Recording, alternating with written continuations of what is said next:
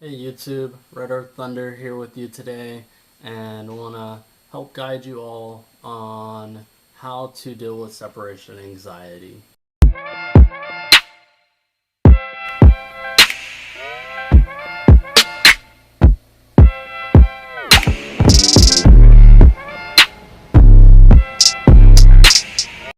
And so the term gets thrown around a lot, and a lot of times it isn't truly separation anxiety. Sometimes it's general anxiety. If the pup doesn't start to react as you're preparing to leave, that isn't genuine separation anxiety. Um, and so you'll start to see signs of, like, when you put your shoes on, or when you grab your keys, or when you put your hand on the doorknob, or once the door opens. If you start getting some extreme reactions at that point, you are looking at separation anxiety, and I'm going to help you today on how to deal with that.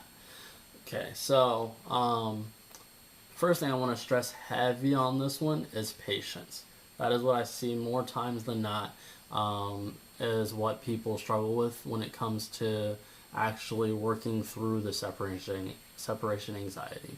And so you want your pup to be happy and healthy. And so keep in mind, this is sometimes a very long, lengthy process.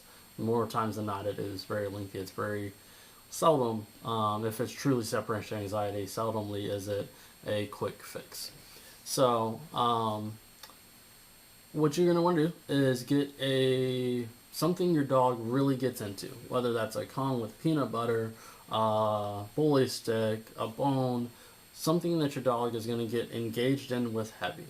And you're gonna sit on the couch or sit wherever it is that you normally would be prior to you leaving, um, and you're just gonna let your dog get into that really good for about a minute or so, 30 seconds, give or take. Just you want them really engaged on that and not caring about you at all. And once they get to that state of mind, then you're going to go and do whatever the thing is that sets them off first. So if it's putting your socks on, that's where we got to start at.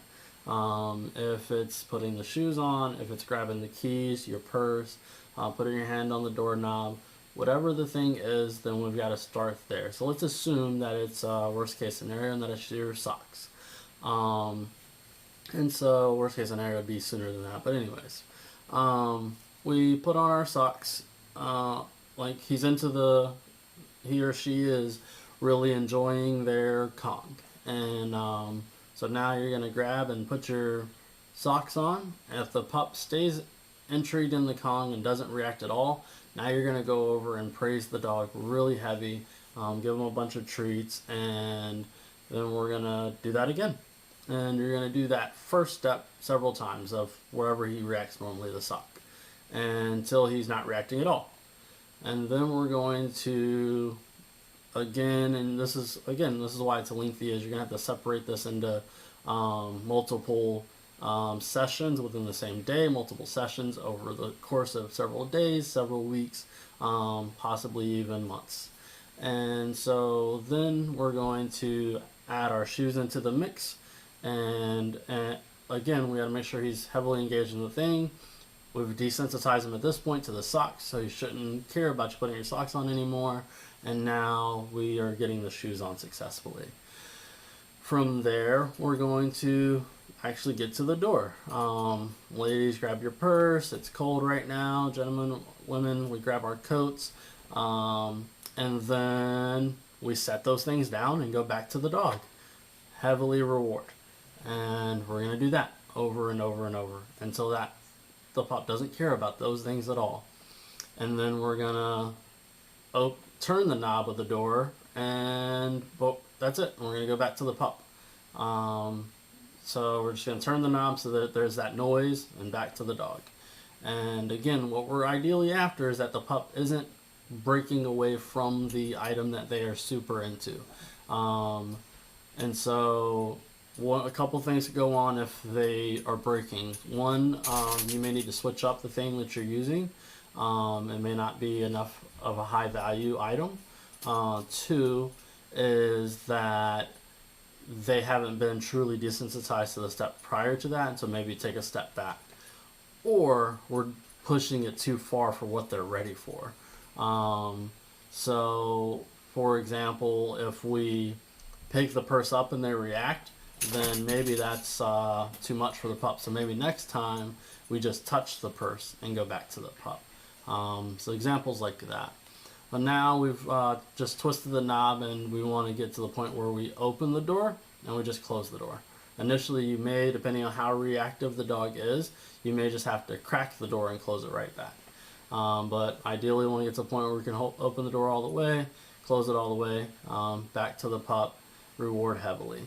And then we're going to get and step outside of the door and step right back inside. And then we're going to build up to where we can get outside the door, close the door, open it right back up, right back to the pup.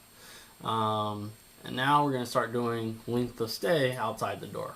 Initially, just start with, after you do the close and back in, now we're going to do 5 seconds, 3 seconds, if you can get that much, back to the pup. Then we're going to build up to that in increments of a few seconds up till you get to 5 minutes. Once you kind of get to the minute mark, you'll start to see leaps and bounds of the time frame. You'll go from having to do 5 to 10 seconds to being able to do 15 to 30 second jumps. And so you want to ideally be able to stand outside of your doorway for 5 minutes, have 0 reactions, and be able to get back inside to your dog, hopefully to find them still enjoying their toy, their bone, whatever it may be that they really enjoy. This is how you build that relationship up. Another thing that you can do is, that I strongly suggest that you do, is work on your pup not needing to be with you everywhere that you go in the house. We tend to find it cute when our pups follow us around the house, but it's a pretty unhealthy behavior when they need to be right under our heels all the time. Now, if they want to be, that's different than them needing to be. If you can't get off the couch without your dog following you to the bathroom, we're going to need to start working on the wait and the stay so that the pup can understand, like, hey, you're going away, but you're coming right back. And so that's a whole different thing. I'll get into wait and stay in later videos. But this is the start of what you need to do in order to address separation anxiety with your pups at home. If you have any more questions, feel free to drop those in the comments below. I will be glad to walk you through step by step with anything that I possibly can. But that's what I have for you today. Please give it a thumbs up. Subscribe if you already haven't. And I will see you all in the next video.